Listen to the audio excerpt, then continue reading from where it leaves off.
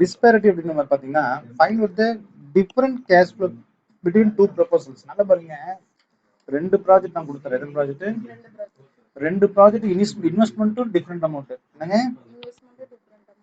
Cash ஃப்ளோவும் different. எவ்வளோங்க, ஐஆர்ஆரும் டிஃப்ரெண்ட், என்பிவி டிஃப்ரெண்ட். அப்போ எல்லாமே என்னது, அப்போ அதனால தான் பேர் என்ன சொல்றாங்க, சைஸ் டிஸ்பாரிட்டி. எல்லா சைஸ் என்னவா இருக்கு, உனக்கு மேட்சே இல்லை. ஒன்று ரெண்டு ப்ராஜெக்ட் 25 லட்சம் 25 லட்சம் போட்டிருந்தா எந்த ப்ராஜெக்ட் பெஸ்ட் நம்ம பார்க்கலாம். அப்ப அதுவும் கிடையாது, சைஸும் கிளியரா இல்ல, என்பிவியும் கிளியரா இல்ல, ஐஆர்ஆரும் கிளியரா இல்ல, கேஷ் ஃப்ளோவும் கிளியரா. அப்ப வாட் இஸ் திஸ்? என்னங்க, ஃபர்ஸ்ட் டிஃபரெண்ட் என்னன்னு பாக்குறீங்க, டிஃபரன்ஷியல் கேஷ் அவுட்ஃப்ளோ. என்னங்க, எப்படிங்க, 25,000 ரூபாய். என்னங்க, 50க்கு 25க்கு டிஃபரெண்ட் ஆயிருக்கு. இதுக்குள்ள டிஃபரெண்ட் 29,000 ரூபாய். 91,50,000 மைனஸ் 75 மைனஸ் 50. இங்க வந்து 91.5 மைனஸ் 62.5. அப்ப 91.5 91.5 minus 62.5. clear? We know that IRR is discount rate at which present value of cash inflows are equal to present value of cash outflow. அதானே, திருப்பி நான் சொல்றேன், ஐஆர்ஆர் பொறுத்த வரைக்கும் is a discount rate which represents cash inflow and outflow are equal. ஆமா, கரெக்டா இல்லையா? இல்லையா? அதான் ஐஆர்ஆர் நம்ம படிச்சோம். என்பிவி ஜீரோ வரக்கூடியது ஐஆர்ஆர் கண்டுபிடிப்போம். என்பிவி ஜீரோ வரும், இன்ஃப்ளோ அவுட்ஃப்ளோ ஈக்குவலா இருந்தா ஜீரோ ஒரு என்பிவி. அப்ப அந்த என்பிவி தான் நம்ம ஜீரோ இது ஐஆர்ஆர் கண்டுபிடிப்போம். இப்போ இங்க என்ன சொல்றப்ப ஐஆர்ஆர் எத்தனை, 16% கொடுத்துக்கானா, கொடுக்கலையே. ஐஆர்ஆர் 25 22 தான் கொடுத்துக்கிறான். அவன் என்ன சொல்லிட்டான், நல்லா கவனிக்கணும். We know that IRR is a discount rate at which present value of cash inflows are equal to present value of cash outflow. இல்லைங்களா, நான் சொல்லுங்களா? அப்ப இப்படிதான் ஒதுக்குவோம் லாஜிக்கலா. 25 ஈக்குவல் டு மேட்ச் ஆகாது இல்லையா, ஐஆர்ஆர் மேட்ச் ஆகும். எது இன்ஃப்ளோ, இன்ஃப்ளோ தான் 29 லட்சமா, இன்ஃப்ளோ 29 லட்சம். அப்ப inflow int IRR is equal to outflow. ஏன்னா இன்ஃப்ளோ தானே ஃபியூச்சர்ல வரும், அவுட்ஃப்ளோன்றது பிரசன்ட் வேல்யூ. இன்வெஸ்ட்மெண்ட் இன்னைக்கு பண்ணிடுவீங்க, ஆனா ஃபியூச்சர்ல தானே என்ன வரும், இன்ஃப்ளோ வரும். அப்ப இன்ஃப்ளோவோட பிரசன்ட் வேல்யூனா ஐஆர்ஆரோட பெருக்கிதே பிரசன்ட் வேல்யூ போடுவீங்க. ஆமா தானே. அப்ப வாட் இஸ் ஐஆர்ஆர்? ஐஆர்ஆர் எப்படி இருக்கும், அதான் இங்க சொல்றான், நல்லா கவனிக்கணும். 29ன்றது என்னது, இன்ஃப்ளோ டிவைடட் பை 25. என்னங்க, அப்ப இந்த ஐஆர்ஆர் வெளியே போயிடுச்சுங்க. என்னங்க, இந்த ஐஆர்ஆர் வெளியே போயிடுச்சு. இங்க பெருக்கிட்டு அந்த பக்கம் போனா நான் வகுக்க ஆரம்பிச்சு இல்லையா, இங்க மைனஸ், இது பெருக்கல் தானே, இது இந்த பக்கம் போனா பெருக்கணும், வகுக்கணும்னு வச்சுக்கலாங்க. அப்படிதான் லாஜிக். லாஜிக்ல என்ன வரும் அப்படின்னு பார்க்கணும். So 25 is equal to 29 present value. இப்போ 29 பிரசன்ட் வேல்யூ என்ன இருக்கும், இப்படிதான் இருக்கும். தப்பா இருக்கு, அதான் பிரச்சனை. 29 பிரசன்ட் வேல்யூ 1 பிளஸ் கேஇ. அப்ப இந்த பிரசன்ட் வேல்யூ கண்டுபிடிச்சா என்ன, 20 ஈக்குவலா வந்துடும், 25 வந்துடும். அப்ப 25 என்பிவி ரெண்டு டேலி ஆகும். கிளியரா? ஏன் இங்க டேலி ஆகல அப்படின்னா, அப்ப எதனால, பிகாஸ் ஆஃப் ஐஆர்ஆர். அதுதானே. அப்ப இங்க பெருக்கிட்டு இங்க வகுக்கிறது நமக்கு போனா என்ன ஆகும், பெருக்கிடும். அப்ப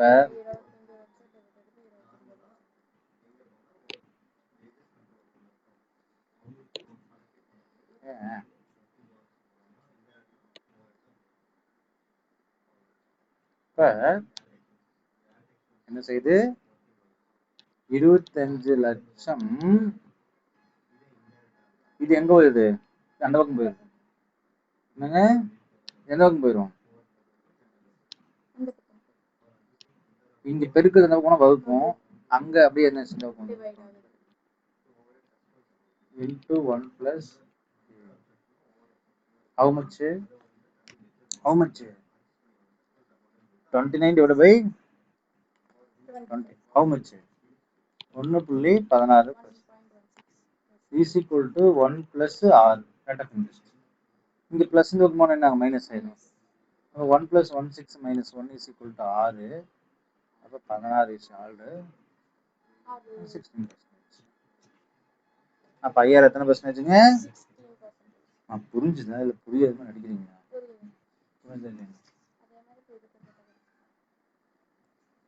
புரியுங்களா? 16% எப்படி வந்துச்சுன்னு சொல்ல புரியுதுங்களா இல்லையா? அவசரப்பட்டா எப்படி இப்போ வந்து நமக்கு கிடைச்சிருச்சு. என்ன கிடைச்சிருச்சு? இன்னும் நம்ம முடிக்கல. என்னங்க நம்ம முடிக்கல. 16% கிடைச்சோன்னே டூ மெத்தட்ஸ்ல project A is higher, project B is lower. But NPV பார்க்கும்போது project B is more, project A is lower. அப்போ நம்ம என்ன செய்யணும்? ஏன்னா இந்த பேரிட்டி டிஸ்பேரிட்டி ரீச் ஆயிடுச்சுல்ல, அப்பெல்லாம் கவனிக்கணும் சார். அப்போ டெசிஷன் இப்போதான் வரும். Compare incremental IRR with cost of capital. என்னங்க இப்போ இன்டர்னல் நெட்வொர்க் கண்டுபிடிச்சிங்க எத்தனை? 16%. அது காஸ்ட் ஆஃப் கேபிட்டல் அதிகமாகுதா இல்லையா? Cost of capital 10%. அப்போ சூஸ் ப்ராஜெக்ட் பி.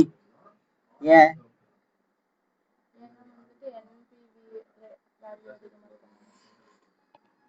நல்லா புரியல, நல்லா கவனிக்கணும், நல்லா கவனிங்க. 25, 22 இது குறைவா இருக்குது. அதனால நம்ம ஏ சூஸ் பண்ணோம். இதுல வந்து பி சூஸ் பண்றோம் பிகாஸ் ஆஃப் என்பிவி. இது வந்து ஐஆர்ஆருக்காக சூஸ் பண்றோம். இப்ப நம்ம என்ன பண்றோம் அப்படின்னு தான் கேள்வி. இப்ப நீங்க ஐஆர்ஆர் என்ன செஞ்சுட்டீங்க? கண்டுபிடிச்சிட்டீங்க. என்னது? 16% இல்லையா? அப்ப எத்தனை பர்சன்டேஜ் சொல்லிட்டீங்க நீங்க? 16% சொல்லிட்டீங்க. என்னது? IRR. The important question is which method in such situation gives better results? The answer should be related to the effect of decision of maximization of shareholders' wealth. The IRR method is not compatible with the goal wealth organization rate of returns. Here, 10% to be required rate of return. The firm would be left with 7,50,000. ஏன் 5 லட்சம் into 1.10 50,000. After 1 year, in case of project A is accepted 9 lakh. In project B, the NPV of the method, the project B is better. This recommendation is consistent with the goal of the firm's maximization of shareholders' wealth. அப்போ உங்களுக்கு புரிஞ்சிருக்கு வாய்ப்பு இல்லை. நல்லா சொல்றப்ப நல்லா கவனிங்க. Question என்ன கேக்குதுன்னா, எக்ஸ்ட்ரா 25 லட்சம் இன்வெஸ்ட் பண்ணா எக்ஸ்ட்ரா 29 லட்சம் கிடைக்குதா? என்னங்க நான் வந்து ஃபர்ஸ்ட் எவ்வளவு இருந்துச்சு? எவ்வளவு இன்வெஸ்ட் பண்ணேன்? நான் எக்ஸ்ட்ரா 25 பண்ணதுனால எனக்கு எக்ஸ்ட்ரா 29 கிடைக்குதா? ஆமா தானே? கிடைக்குது. ஆமா தானே? அப்ப எஸ் ரிட்டர்ன் காஸ்ட் அக்செப்ட். அப்ப ப்ராஜெக்ட் பி அக்செப்ட் பண்ணிக்கலாம். ஈஸி லாஜிக் பாருங்க. ஸ்மால் ப்ராஜெக்ட் ஆல்ரெடி அக்செப்ட் பண்ணிட்டீங்க. ஏன்னா எக்ஸ்ட்ரா இன்வெஸ்ட்மெண்ட் ஒர்த்தா இல்லையா தான் கேள்வி. என்ன ப்ராஜெக்ட் ஓகே, இப்போ நம்ம பிக்கு போறோம், பில் அதிக காசு போடுறோம். இப்போ ஷார்ட் மெமரி ஃபைனல் சம்மரி என்ன சொல்றாங்க? ஐஆர்ஆர் ப்ராஜெக்ட் ஏ, என்பிவில் வந்து ப்ராஜெக்ட் பி. ஐஆர்ஆர் வந்து ப்ராஜெக்ட் ஏ எடுத்துட்டோம், என்பிவில் ப்ராஜெக்ட் பி எடுத்துட்டோம். இன்கிரிமெண்டல் ஐஆர்ஆர் என்னதான் இருக்கு? ப்ராஜெக்ட் பி எடுக்கணும். ஏன்? இப்போ இன்கிரிமெண்டல் ஐஆர்ஆர் உனக்கு என்ன இருக்குது? பாசிட்டிவ் 10ல இருந்து 16 கிடைச்சிச்சு. அதனாலதான் நம்ம எடுக்கிறோம் ப்ராஜெக்ட் பி. ப்ராஜெக்ட் பி நம்ம 10க்கு 9 கிடைச்சுன்னு எடுத்துக்க மாட்டோம். இப்போ இங்கதான் உங்களுக்கு புரிஞ்சுக்கணும். ஏன் சார் நம்ம இதை அக்செப்ட் பண்ணிக்கிறோம் அப்படின்னா, பிகாஸ் ஆஃப் என்னது? எனக்கு என்ன கிடைச்சிருச்சு? Hence 10% pre required rate of return. ஆனா அதை விட எத்தனை கிடைச்சிக்குது உங்களுக்கு இப்ப? ஆமா ஆமா, ஃப்ரெண்ட் வந்துட்டாங்க.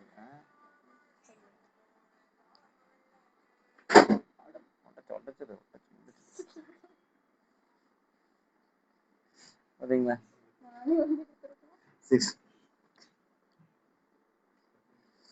அதனாலதான் ஏன் ப்ராஜெக்ட் பி எடுக்கிறதுன்னு தெரியுதா? ப்ராஜெக்ட் பி அக்செப்ட் பண்ணிக்கிறது எது காரணத்துக்காக?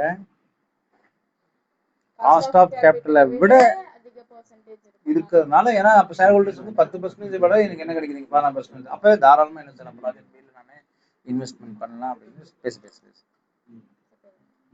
தெரியுமா?